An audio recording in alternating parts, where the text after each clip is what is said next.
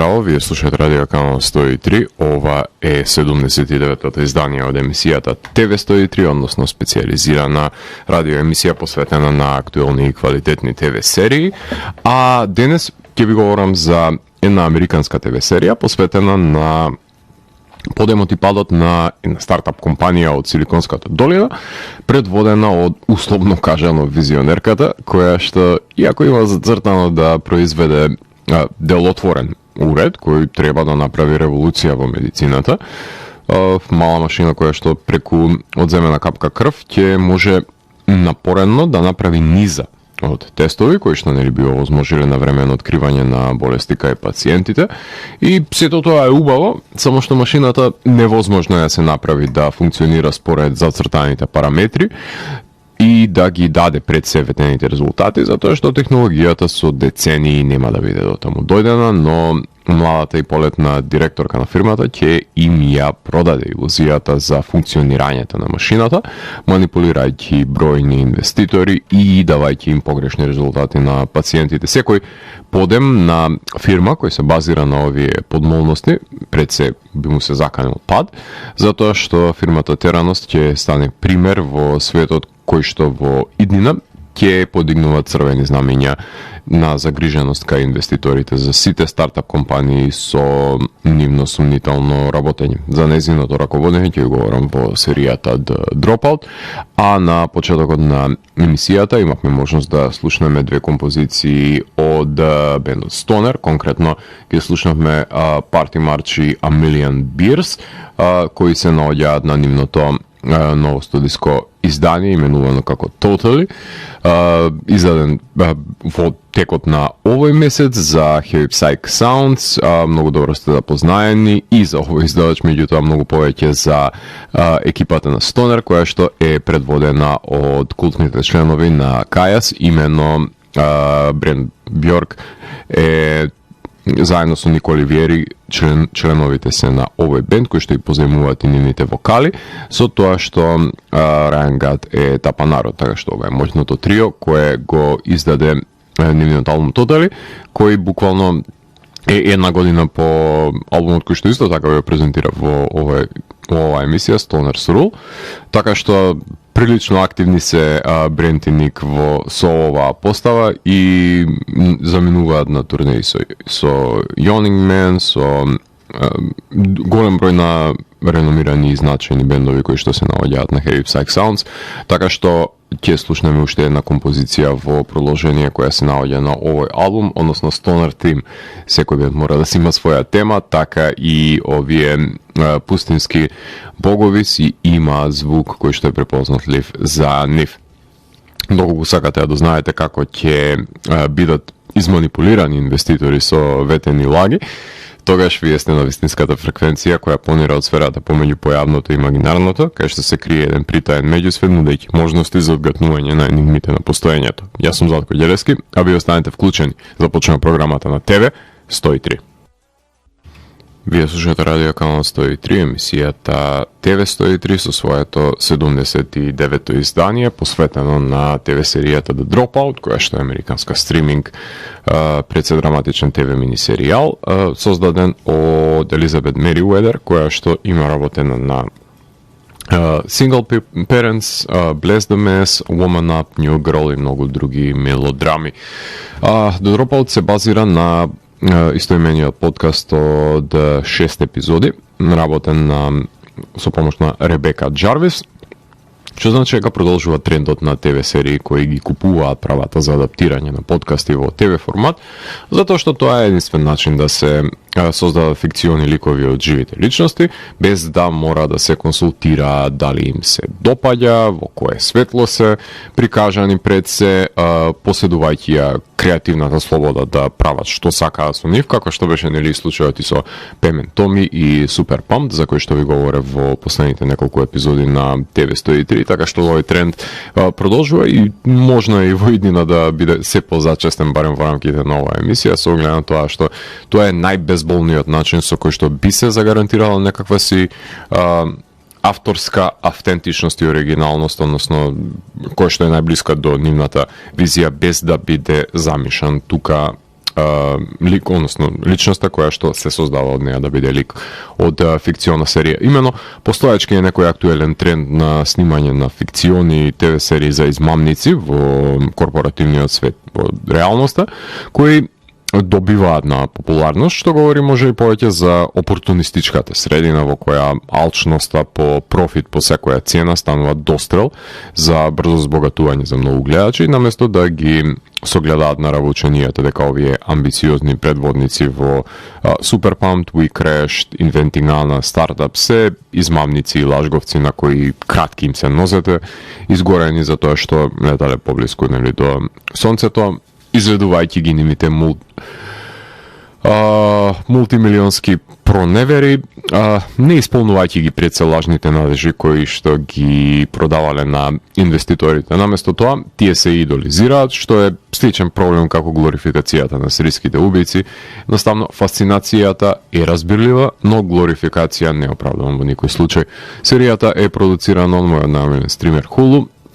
кој за жал е во собственост на Дизни, и јас секој ден стравувам дека квалитетните креативни решенија кои што до сега ги носат Дизни ќе им ги заврзат рацете за да не може да ги реализираат, но да се надеваме дека тоа црна сценарио никогаш нема да дојде на дневен ред да се снима. Од понудата во изминатите неколку месеци може да ги погледнете The Girl from Plainville, потоа Under the Banner of Heaven и Candy, која што моментално е во тек, односно се емитува една епизода секој ден од Candy. Така што прават Hulu еден интригантен начин на емитување на серијата, која што ќе заврши најверојатно за една недела од севкупното нејзино емитување, меѓутоа е многу забавен начин со тоа што кога ќе заврши, например, емисијата, имам нова епизода од Candy и утре ќе имам уште една. Така што ве држи на некој начин овој интересен метод на објавување во будно око додека ја пратите и мислам дека е едно многу убаво микродозирање. Потоа комедијата Life and Beth и документарната Captive Audience, односно A Real American Horror Story. Најавена е Pistols, ТВ серијата на Дени Бойл за Sex Pistols, која што исто така ќе се гледа. Потоа Black Cake, Career Opportunities, In Murder and Mayhem, Iron Mike, Saint X и многу други кои што ќе им бидат на радар во наредните неколку месеци. The Dropout, за разлика од Candy, содржи 8 епизоди од 50 на минути, што значи дека за да изгледате во целост ви се потребни околу 6,5 часа. Започна со емитување на 3 март, кога беше фрлен мамецот со првите 3 епизоди, а потоа недела за недела беше емитувана секоја нова епизода, завршувајќи на 7 април. Односно, ова е хибриден принцип кој ме радува што се повеќе стримери кои практикуваат, затоа што иако јас сепак преферирам да ја соберам серијата и да ја гледам во 2 седнувања, преполовено со по 3 часа на едно седнување, најчесто сабота и недела, како што ја изгледав и Dropout, овој хибриден метод го прави чекањето по-безболно, затоа што Hulu, например, за еден месец ја завршува серијата. Нема влечење и започнуваат со нова серија, нареден месец се лепи потенцијалната публика на 3-часовниот мамец на премиерата и за 4 недели се добива серијата во цело, што не е најидеално решение, но подобро да трае еден месец отколку 2-3 или не боже во случај на националните серии кои што траат пола година. Некаков компромис на емитување ова пред се кој е поднослив, но ја сепак само ја збирав затоа што немав со кого да ја дебатирам додека се емитуваше, па затоа се изгледа во 2 здива. Таков е мојот модус операнди, што да правам, си сакам поголеми голтки да вкусам од една серија. Во Dropout станува збор за Елизабет Холмс, која ја глуми Аманда Сайфрид, односно која ја предводи незината биотехнолошка фирма Теранос од Силиконската долина, која што на инвеститорите им ветува дека ќе измисли машина која ќе може да изведе мношто тестови врз една капка крв, кои што подоцна стануваат неколку капки крв, со што навремено би се откриле болестите кај пациентите, за да може да се превенираат, до што се разбира дека нема да дојде, затоа што машината не е ни приближно до комплетирање, бидејќи не функционира, затоа што технологијата пред се не е дојдена до тој стадиум да може да ја замени гломазната машина на Siemens, па кога ќе дојдат крајните рокови за презентирање и се потрошат инвестираните средства, ќе пропане Теранос и ќе ја заглави Елизабет во судски спорови. Елизабет од реалноста и ликот кој го конструира Сайфрид се однесуваат како да се вонземјани во женско тело, кои што мора да најдат најефективен начин за продавање на лагите на инвеститорите, кои што само затоа што Елизабет е млада и згодна и ги доверуваат нивните милиони долари без ниту едно научно подкритие на Елизабет дека всушност незината машина функционира. Таа неретко се споредува со Маск, со Гейтс, со Джобс, алчна е по нивните нагло стекнати пред се богатства и слава, но и местото кое пред се го заземаат како визионери и пионери во својот фах, само што Елизабет ниту е хемичарка, ниту е способна за реализирање на ветените дострели кои што врз кој што пред се ги збира низините финанси за да обстои Теранос. Тоа значи дека ќе се послужи со манипулација, измами, користолюбие и поигрување со потенцијалните инвеститори само за да не ја пропуштат можноста да инвестираат во идниот Microsoft, со што во идните нивните милиони би вределе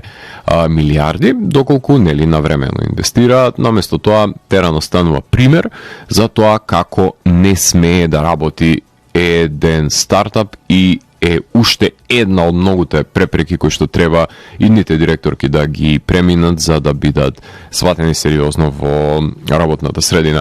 I'm in a Hurry, Satori, Green Juice, Old White Man, Flower of Life, Iron Sisters, Heroes, Lizzie. Се насловите на епизодите кои што се концизни и се насочени на проблемите кои што се разработуваат во нив. Во април 2019 година беше најавено дека Hulu ќе ја работи серијата, а ќе ја продуцира Кейт Маккинон и Searchlight телевизијата. За во февруари 2021 година Кейт, која што требаше исто така и да ја глуми Елизабет, го напушта проектот и беше заменета со Аманда Сайфрид и широм светот беше дистрибуирана од страна на Star и се разбира може да ја најдете на Disney Plus стриминг каналот. Така што тука ќе направиме една кратка музичка пауза, именно од Stoner преминуваме на Twin Void, односно станува збор за бенд кој издава за Electric Valley Records, односно италијанската издавачка куќа, а Twin Void всушност е еден агресивен heavy psych, heavy rock, односно со психоделичен вајб stoner rock бенд од Италија, кои што издаваат за Electric Valley, како што веќе ви напоменав, албумот кој што ќе може да го слушнете во одредени сегменти е Free From Hard Times, односно моќниот звук на Twin Void предстои со композицијата Hellcat и потоа се враќам во етер да ви говорам за актерите и актерките кои што глумат во ТВ серијата The Dropout. Вие слушате Радио Канал 103, 79-тото издание на емисијата ТВ 103, во која што ви говорам за The Dropout, односно ќе продискутирам за актерите и актерките кои што ја предводат оваа ТВ серија, а на нејзиното чело се наоѓа Аманда Сайфрид, односно таа ја глуми Елизабет Холмс, која што е CEO на стартап компанијата Теранос, која сака да патентира машина која ќе може да анализира мноштво тестови од една капка крв, меѓутоа машината ни одблиску не е до комплетирање, па затоа Елизабет прелажува милионери да инвестираат во незината фирма за да може да го продолжи истражувањето, надевајќи се дека некогаш ќе може да дојде технологијата до тој стадиум да се реализира визионерскиот проект, но инвеститорите сакаат готови резултати и успех уште денес, кој Елизабет може да ги вети, ама не да ги исполни. Како мала не ја бивала за ништо, посебно не за трчање, но не сакала да се откаже и се лутела ако не победи во некоја игра. Таа не е способна да изрази емоции, а Сайфрид одлично го глуми длабокиот и свој топерен глас, со кој им се обраќа на инвеститорите, долувајќи го безчувствителниот лик пред се, која делува повеќе како андроид отколку како човек, што е успешно доловување на Аманда од тоа што јас имам погледнато на документарните снимки. Таа не ни дипломира на Стенфорд, се откажува, затоа е играта со насловот на серијата, од друга страна таа е нели по играта и со капката, сметајќи дека нели е подготвена да раководи сопствена фирма на едва излезените години од тинеџерството. Навин Ендрюс го глуми Сани Балвани, односно тој е милионер кој што се залюбува во Елизабет на еден камп за изучување на кинескиот јазик. Тој е прилично повозрасен од неа, но е подготвен дури и да вложи 20 милиони долари во Теранос само за да може Елизабет да остане како директорка и да не биде заменета од одборот кој што и тоа како сака да ја замени што е можно побрзо. На крајот на серијата и тој ќе биде изигран како и останатите ликови кои што ќе се доближат до Елизабет. Потоа во серијата глуми Куртвуд Смит, кој што е Девид Бойс, односно адвокатот на Џорџ Шулц, кој што ќе се обиде навремено да открие што точно всушност крие Елизабет од неговиот клиент пред тој да инвестира со цел да го заштити него, но и подоцна ќе започне да штити и неја од јавноста, лик кој што Елизабет цело време ќе се обидува да го разубеди дека ништо не крие таа од него, кој што ќе се ќе го изнамачи пред се соседот Ричард Фјус за неговата тужба за патент која што ја поднесува против Елизабет. Покрај нив глуми Линда Тенер, односно таа е лик од Линда Тенер која што глуми Микаела Воткинс. Таа е адвокатката која што е најмено од Теранос, која треба да се грижи и пред се да се справи фирмата со потенцијалните тужби на незините вработени. Таа е можеби најблиската пријателка која што има Елизабет на работа, меѓутоа исто така како и Сани ќе биде изгорена од неа затоа што не знам кој би ја најмил по завршувањето на самиот скандал заради тоа што ќе има една неизбришлива дамка на незиното CV и досие пред се. Ебон Мос Бакрач го глуми Џон Кериру, тој е новинарот кој што ќе го објави скандалот за малверзациите на фирмата на Елизабет, кој што ќе мора да собере релевантни извори за да може да ги објави пред се изневерите кои ги извршила Елизабет, но сите нејзини вработени имаат NDA, така што не му е леснета работата, но е истраен и го објавува написот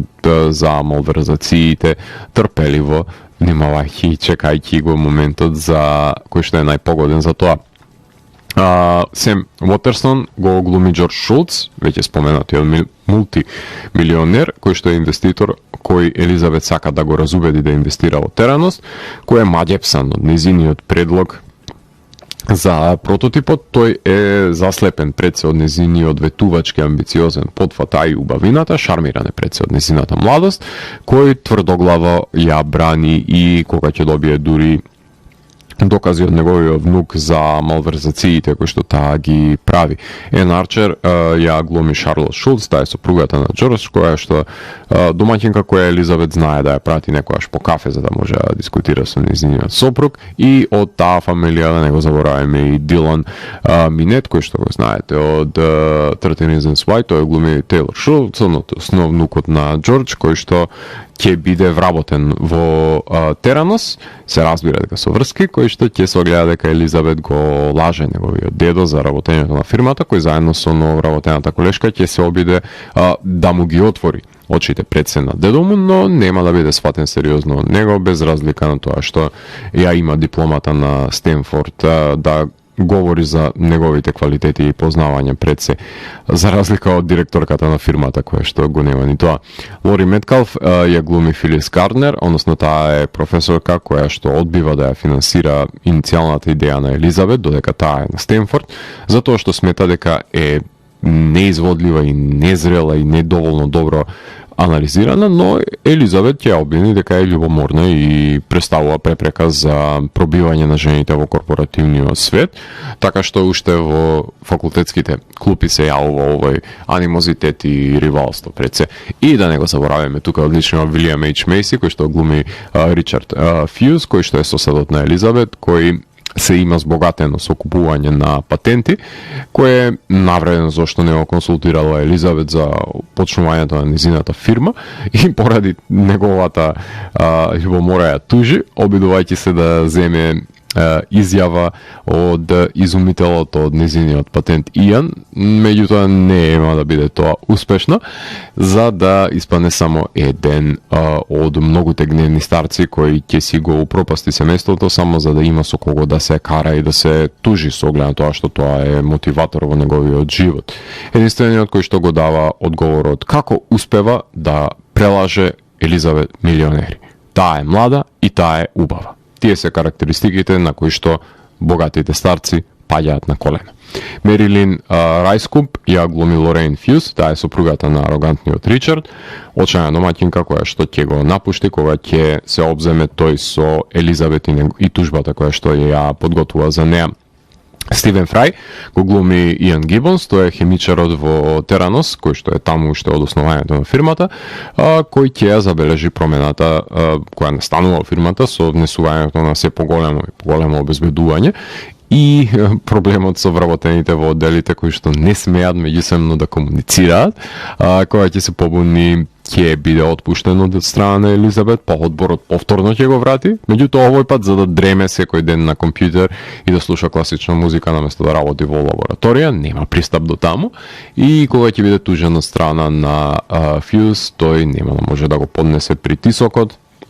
кој што си го наметнува на себе си и позицијата во која што се наоѓа и ќе изврши самоубиство. Ален Рак, уште да го напоменеме, како глуми Джей Розен, тој е еден од многуте прелажани инвеститори, а покрај него глуми Майкл Айронсет во серијата и Лиза Гей Хамилтон. Теранос, со оглед на тоа што не може сите да направат функционална машина, ќе ја расклопат, постоечката машина која што ја употребуваат Siemens, ќе зголемат неколку капки за одземената крв и потоа буквално истата крв ќе ја тестираат на машините на Siemens и што уште не се милион на малверзации кои што и прават за затворени врати во рамките на самата фирма за да може да се престигне со ветувањата на кои им се кратки нозете пред се.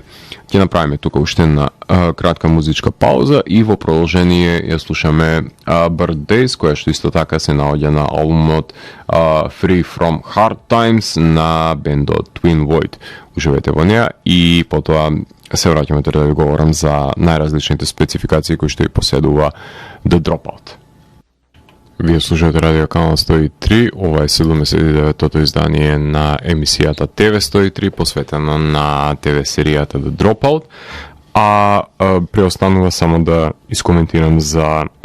одредените спецификации кои што и поседува ова ТВ серија, именно за жал нема најава, меѓутоа не е употребува таа можност да се создаде едноминутно кратко дело кое што ќе влијае и ќе има некаква си позначителна трага во работењето на ова епизода, односно доколку се гледа недела за недела, барем убаво би било да има едно освежување од тој калибар, меѓутоа се третира на поразличен начин оваа серија. Режисери се Майкл Шоуалтер, кој што снима пилотот и буквално половина од сезона е негова, а потоа снимаат епизоди Франческа Грегорини и Ерика Вотсон, на која што и преостанува финалето. Музиката ја работи Никитин, односно ќе може да слушнеме делови од неа на крајот на емисијата, која што создава Synthwave, кој на моменти ја подгрева атмосферата, но дава еден футуристички приказ кој пред се соодветствува на научните достигнувања на кои што се цели во оваа серија, така што вариациите се канализирани низ домените на милозвучниот сајзер, како што ќе може и самите да забележите. Во поглед на сценографијата се снима во канцелариите на Теранос, во отмениот дом на дечкото на Елизабет, во домот на родителите и на соседите. По некоја сцена има и на бал, на брод, но најчесто интериери, канцеларии, лаборатории се локациите кај што се снима поглед на фотографијата. Мишел Лолер, Джонатан Фурмански и Блейк Меклур се снимателите кои што снимаат екстериери во осветлени канцеларии од друга страна и сцени на дневно светло. Пред се многу малку се снима навечер, со оглед на тоа што доловуваат нели работна атмосфера и пред се манипулирање на инвеститори и лаборатории со нивно клинично белило кое што се препознаени, така што фокусот на серијата на визуелен план е да се долови таа клинична белина. Во поглед на монтажата мислам дека е направен идеалниот баланс на распределување на снимените изјави, флешбек и дозирање на настаните од детството, развојот на фирмата и засебните проблематики во текот на низиното пропаѓање, со тоа што не е ниту една епизода со драстичен празен од и секоја има прелажување на инвеститор со притисок врз Елизабет. Поглед на костимографијата и шминката има разлика од облеката шминката која што ја поседува Елизабет пред да се ребрендира во женскиот Стив Џобс со црната ролка, односно има разлика од тоа кое што стилиската ќе ја потенцира со оглед на тоа што не може така да се носи како да спие и да живее во канцеларијата, овој воркохолик кој што ништо не завршува работа на крајот на денот. Меѓутоа сепак е работна средина канцеларија каде што во лабораториите се разбира каликовите носат мантили, нема надприродни елементи, хумор и еротика нема ниту едно ниту друго, освен ако ви е смешно како ќе бидат надмудрени милионерите, но има обид за хумор во монтажата со реконтекстуализирањето на настаните. На моје задоволство, на моје незадоволство, се извинувам, нема заводлив танц кој што ќе резултира со некаков еротски климакс, нема потреба од специјални ефекти.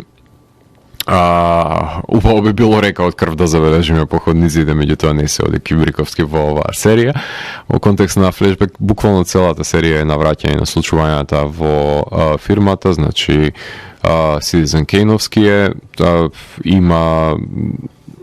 употреба и на slow motion во мигови кога треба да се потенцира некакво воодушевување, некаков жашување. Жанровски сепак ова е драма со англиски јазик на кој што се говори, освен во сцените во кои се зборува на кинески, кога додека се изучува тој јазик, а во контекст на недостатоците нема радикални и експлицитни сцени, иако доловува други аспекти од ликот на Елизабет за кои што не би биле запознаени од незините изјави или па од документарецот, меѓутоа нема доволен простор се разбира за спорените ликови заради тоа што светлината ја презема пред се молецот Елизабет. Во поглед на континуитетот на епизодите тој е задржан, со оглед на тоа што има постојано навраќање на развојот на фирмата и секоја епизода има проблематично разуведување на некаков си милионер, затоа што се трошат средствата кои што ќе ги насоберат од самата фирма, бидејќи не може баш домаќински да располагаат со нив и не се баш подготвени да се носат со предизвиците кои си доаѓаат со водењето на една легитимна фирма која што се базира на нелегитимна основа пред се. Поглед на градењето на ликовите, Елизабет го јаде се вкупниот простор и примат на серијата, нема преоснана простор за останатите ликови да си дојдат до сопствениот израз, а во поглед на интертекстуалноста и адаптацијата, морам да потенцирам дека се базира на истоимениот подкаст и Елизабет која е осудена од реалноста за проневера и инвеститорите. На инвеститорите пред се во јануари 2022 е на кауција, односно со кауција е на слобода од $500,000 и во септември ќе биде досудена низината казна оваа година, а со оглед на тежината на казната во исчекување сме да го добие максимумот од 20 години затвор, да биде пример за проневера која не смее да се повтори. На што ќе се жали, се разбира дека има тоа право, ќе се намалува таа казна која и да и е изречена од со примерното однесување ако воопшто стане збор. Може би некој пријател и ќе влијае за подрастично намалување или не служење воопшто, не знаеме како ќе се одвива овој судски процес во реалноста. Ако е интригантен, доволно интригантен да падне некое мртво тело, предпоставувам дека ќе има и втора сезона на серијата, меѓутоа се надеваме дека нема да дојде до тоа и ќе си лежи во затвор каде што и е местото на оваа директорка. и на сите директори кои што проневеруваат. Неколку години пред серијата го гледав The Inventor, Out for Blood in Silicon Valley, односно документарниот филм на Алекс Гибнис за Елизабет и Теранос, но таа не се осмелува да даде изјава за потребите на документарниот филм, така и се запознав всушност со ова постојањето на оваа личност. Туку е искористен промо материјалот кој што го има снимено Ерол Морис со неа и кој што исто така и добива и своја фикциона верзија во рамките на самата ТВ серија. Слични серии на неа се дефинитивно Inventing Anna, потоа Super Pumped, We Crashed, Self-Made, Dopesick, Devs, The Girl from Plainville, Pieces of Her, Bad Vegan, Killing Eve, Imposter, Sneaky Pete, Halt and Catch Fire, Pam and Tommy, Dirty John, Dr. Dead, ТВ серијата за Snatch, Silicon Valley и The Act, например. Ете ќе ги земеме ако сте заинтересирани за нешто што наликува или па содржи елементи од The Dropout. Топла препорака е да ја погледнете некоја од овие ТВ серии кои што ви ги наведов, така што интригантна е атмосферата на оваа серија со загарантирана гледливост и убедливост која што е постигната. Во самиот епилог Елизабет си зема куќа и си ја пакува канцеларијата, како ништо не се случило, ги остава за себе дечкото и адвокатот кои што верувале во неа и починатиот пријател се разбира и си се однесува како да е еден обичен нареден ден. Ќе си одмори некоја година и ќе си фати нова фирма, оставајќи го Теранос во руините, заедно со сите ликови околу неа, кои што ги има искористено, злоупотребено, односно кои што до ден денес патат со самиот факт што се имаат запознаено со Елизабет. Иницијално 9 од 10 бија именувал оваа серија, заради тоа што е фикциона серија, го документира работењето на фирмата со сите нејзини малверзации на убедлив начин. Погоден е кастингот, посебно Елизабет, опфатено е нејзиното раководење и приватен живот од друга страна, така што не верувам дека некогаш во историјата на ТВ серијата ќе биде на подобар начин реализирана ТВ серија за овој конкретен случај, заради тоа што мислам дека многу работи беа прочешлани, многу споредни ликови воопшто беа инволвирани и беше прикажано како се инволвирани всушност во случајот на Елизабет. Така што мислам дека е вешто прикажана со сите своји малверзации кои што ги има направено и баш поради тоа и ја давам високата оценка, со оглед на тоа што сметам дека не верувам дека некој во ќе се нафати повторно да ја адаптира, заради тоа што нема потреба. Мислам дека се е потенцирано како што треба, освен ако нешто неочекувано се случи во судскиот процес и наредните неколку години направи Елизабет некакви си други подмолни подвизи, тогаш дефинитивно продолжение ќе заслужи да Dropout. А за крајот на емисијата ќе слушнеме неколку композиции кои се наоѓаат на албумот The Singularity на бендот Wofat, кој што ни доаѓаат од Тексас. Конкретно тоа се моќен стонер рок бенд со психоделични нагласувања, од кој што го издадува нивниот нов студиски албум, од кој што ќе имаме можност да ги слушнеме овие композиции. Па предпоследниот албум исто така им беше издаден на издавачката куќа на која што се наоѓа и The Singularity, односно на Ripple Music. Midnight Comet мислам дека беше од 2016 година, последен пат кога Wofat ги слушаме со нов албум, така што ќе слушнеме неколку долги композиции од The Singularity и потоа ќе се надополни на него Siberia, односно ќе слушнеме малку пост-метал од Барселона, од Шпанија, да промениме малку препознатливата звучна екзегеза на самата емисија, со оглед на тоа што тие го издадува Statement on Death, прекрасен, моќен албум од кој што ќе имаме можност да слушнеме исто така неколку композиции, па завршувајќи со веќе споменатата Nicotine, која што покрај музиката за The Dropout оваа година ќе може да ја слушнете како ја работи музиката на The Mystery of Marilyn Monroe, The Unheard Tapes, а предходно има работено и на Lost Girls, на Pale Horse, на Untouchable, на Calibre, на неколку други епизоди и филмови, така што Dark Horse ја има работено